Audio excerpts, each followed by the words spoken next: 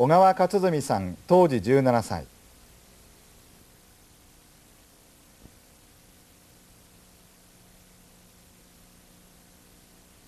爆心地から 0.5km の八丁堀で被爆しました。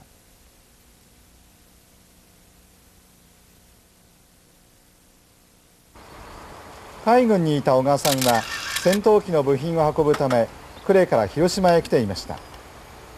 あの日は電車に乗っている時、閃光を受けました。電車は横倒しになり、どう抜け出したか覚えていません。その後は貧血や脱力感に悩まされ、満足に働けない日が続きました。今日まで14回の入退院を繰り返しています。私がだいたい4、5、6と広島に入ったんです。それでだからその日は普通の日より特に陸軍の兵隊さんがなんか召集かなんかでものすごく兵隊さんが多かったんです。でその中でも特に将校が多くて、もう普通だったら楽に電車に乗れるが、その日はですね、むしろ私たちの方がいい、部品が急ぐんで間に割り込ませてもらった関係で、それで電車に乗って横側向きに駅に向かっている途中でやめたわけですね。でそれが電車に乗って行く間にですね、普通だったらこういうふうにパッてライトを見ても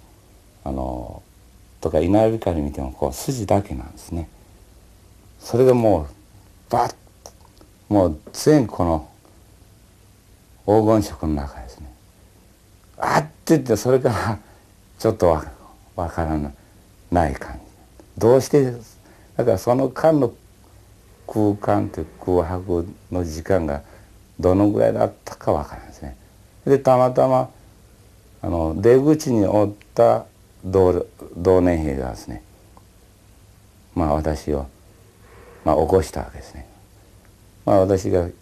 あっと我に返って見たらね、もうというかな、真っ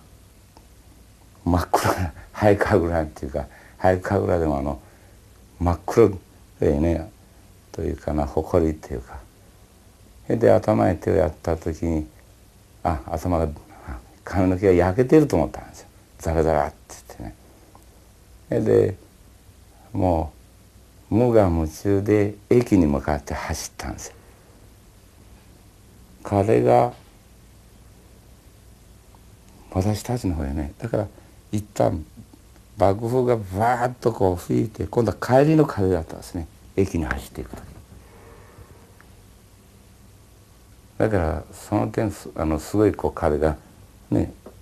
寄してくる中に風に向かって走るような状態だったんですね。で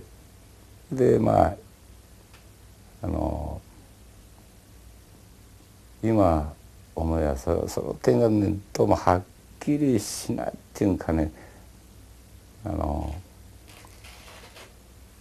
全部家がバサッと上から押しつぶしたような。で駅行くまでそれですね、もう夢中でその時悲鳴が聞こえるよね、助けてくれっていうね。たら家の下敷きになって、でそれをなんか助けようとして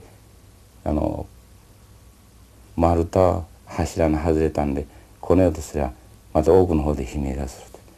これは手をかけん方がいいって言うんですね。とにかく帰ろうってで駅の東へずっと川沿いに歩いていくとね、もうちょうど川の中へちょうど今単に私は海に行った時想像するんですが、小さなカニがジコジコジコジコっとこう逃げていく姿がね、ちょうどにその爆撃でを受けた人がね、本当なんかカニが逃げていくようにね、ような感じで本当に惨めなかったですね。それとそのから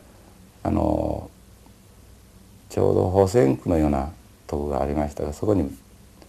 砲弾型のポンプがあって、そこで一応川洗ったりなんだりするのね、行く途中に23歳ぐらいと56歳ぐらいの男と女の子がいまして、ちょうど泣きじゃくってるっていうのが、お父さんお母さんが死んだんだっていうんですね。それが一番惨めに感じたですね。それとかまたその当時にトラックが収容するトラックが来ていましたが、それに乗せるのにちょうど被害を受けた人をトラックに積もってやずるっと皮膚がむけるね。いまだに感触っていうのはですね、何とも言えない感じって言いますか、それとほとんど表面の皮膚がちょうど風船に水を入れたようにね、ザーッと3倍から5倍ぐらい皮膚が垂れ下がっている。本当にこの世のもんって思えん、本当に幽霊屋敷以上な状態って言いますか。原爆の時には爆風はものすげえ上からのね、横からなし上からわっとの圧力と、それと熱線っていうかね、だから爆弾にしたら破片がないのがおかしいし、で爆弾だったらあんなに火がつかないで、なんか特殊な爆弾だなっていうのは感じたんですかね。それがたった一発のであれだけの何十万に近い人がね被害を受けて、だからどういうふうにしたら一般の人がね核の怖さを分かってもらえるだろうかって、私も職場なんかで話したことある。原爆ってのは怖いんだって。で入道雲が出たらちょうど暮れから見たら広島がああいう状態で原爆落ちたらなんでやったんだって、なんかね怖さっていうね、なんかそれほど関心持ってないって人が多いね。戦争でも軍人同士はねパンパンやるんならそうないが、本当に原爆だけは無差別、本当に無差別でね、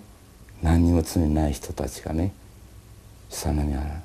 ていうのはソ連の原爆とはね、ソ連だけでなしね、他の国にも死の灰が飛んでいて、で特にそういうふうな今日本にしても絶対気流で難してくるっていうね、いかに生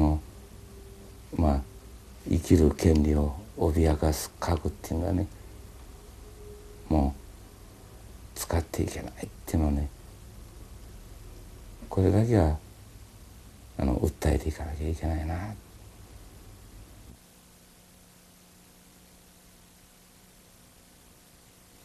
小川勝純さんの証言でした。